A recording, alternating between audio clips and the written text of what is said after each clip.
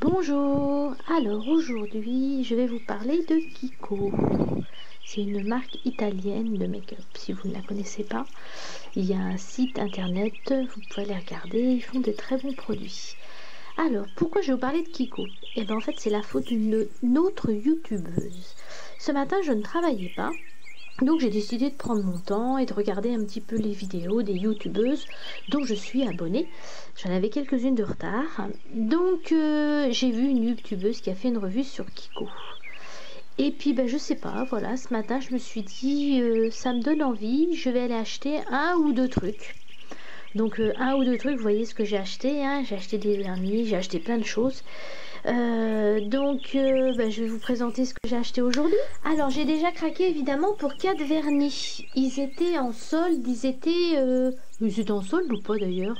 Non, ils n'étaient pas en solde. Si, ils étaient à 2,90. Pour celles qui vont me dire mais c'est les deux mêmes ces deux-là? Non, c'est pas les deux mêmes.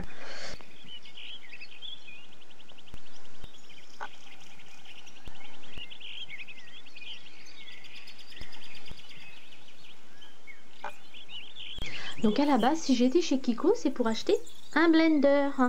Donc normalement, je devais revenir qu'avec ça. J'ai bien loupé. Un blender, si vous savez pas ce que c'est une éponge pour appliquer le fond de teint liquide.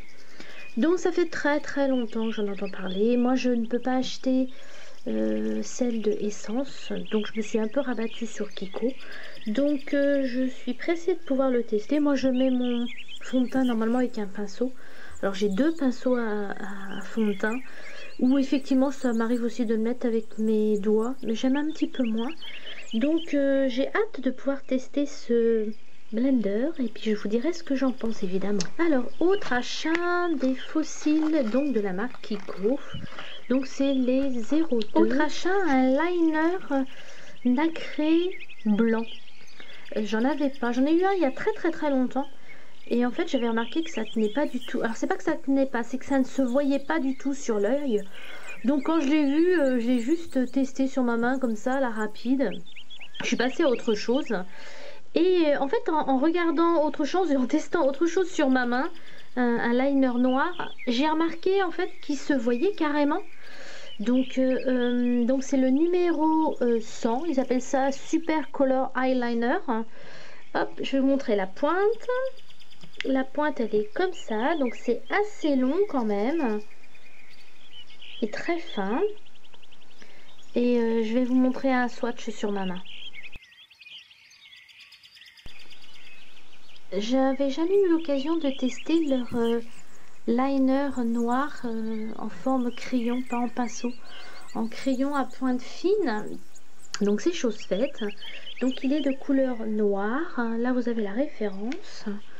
Je vais vous montrer la pointe qui est vraiment très fine.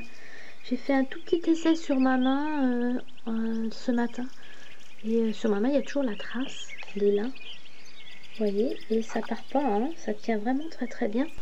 Dernier achat, un top coat de la marque Kiko. Alors, pour être honnête avec vous, c'est là où j'ai mis le plus de temps à trouver parce qu'ils en avaient en tout 4 à proposer avec chacun des particularités. Et si j'ai beaucoup hésité, donc j'ai pris celui-là parce qu'il disait que ça faisait 3 en 1, à savoir base, durcisseur et top coat. Donc je connais pas la qualité de Kiko. Pour les vernis j'ai déjà testé, mais les soins ou les protections je connais pas du tout.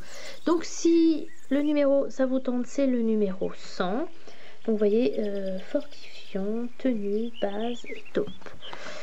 Donc voilà, ma petite revue de chez Kiko est terminée. Comme d'habitude, je vous souhaite une merveilleuse journée. N'hésitez pas à commenter si vous avez déjà testé des produits.